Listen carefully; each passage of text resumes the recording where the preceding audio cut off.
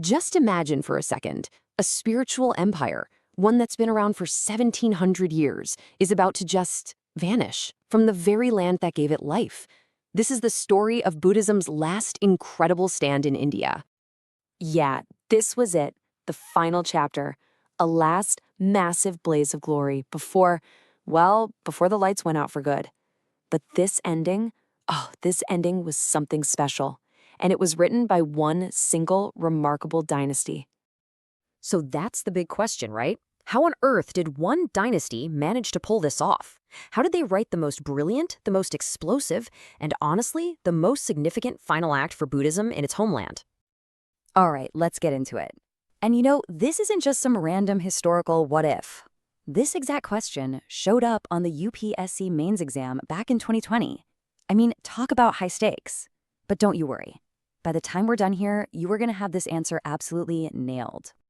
And we're going to crack it with the super simple 3-step winning formula. It's all about the brains, the beauty, and the broadcast.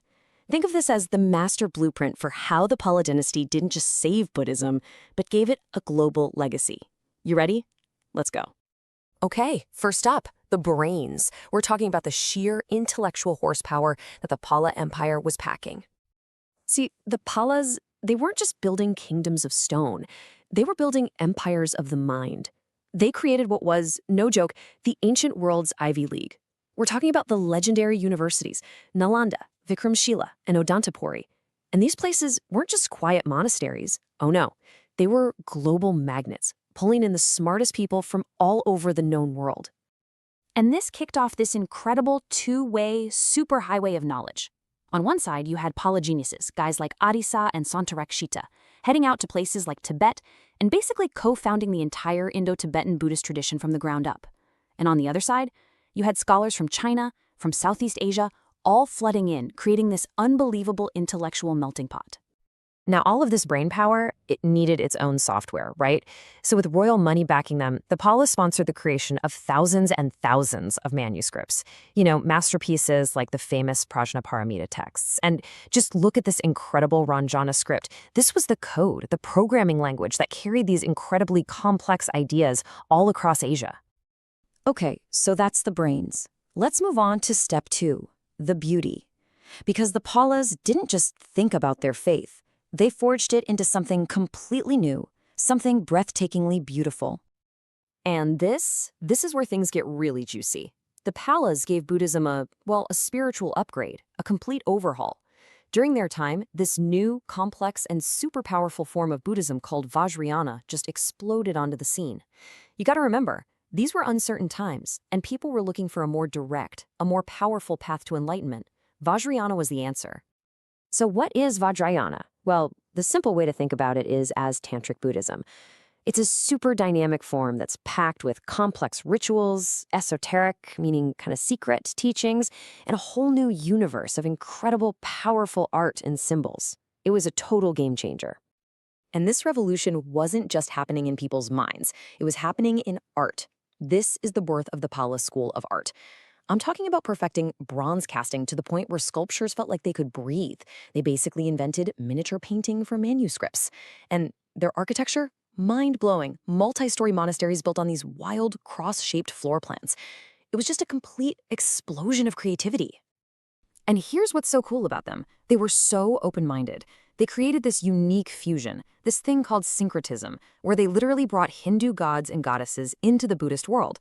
And the art that came out of this, it's some of the most fascinating stuff you will ever see. It's like a spiritual conversation happening right there in bronze and stone. All right, so you've got the brains, you've got the beauty. What do you do with all that? Simple. You broadcast it to the world. And that, my friends, is our final step. So for about 400 years, this special Pala brand of Buddhism, this powerful cocktail of brains and beauty, it just radiates outwards. It spreads like wildfire, deeply changing Tibet, Nepal, and pretty much all of Southeast Asia. The Palas weren't building walls, they were building cultural bridges.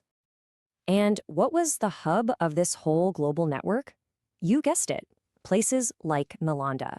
This wasn't just a local school. It was a truly international university, pulling in the sharpest minds from as far away as China, Korea, Central Asia. Can you just imagine the conversations that were happening in those halls? And the artistic impact? It was huge. The Pala style basically became the look for Buddhist art in Nepal and Tibet. Its influence is all over Southeast Asia. They didn't just create a few nice statues, they literally set the standard for what Buddhist art would be for hundreds of years. So if you take away one thing, let it be this. The Palas didn't just preserve Buddhism, they grabbed it, they transformed it, and then they broadcast it to the entire world. And that is what makes them so incredibly significant. Because tragically, when the Pala Empire fell, Buddhism as a major religion in India pretty much fell with it. So their role as transmitters, the ones who saved it, upgraded it, and shipped it out to the world, becomes absolutely critical. Without them, who knows what would have happened? So, how long did this influence last? More than 1,000 years. Let that sink in. The Indo-Tibetan Buddhist tradition they helped build is alive and well today.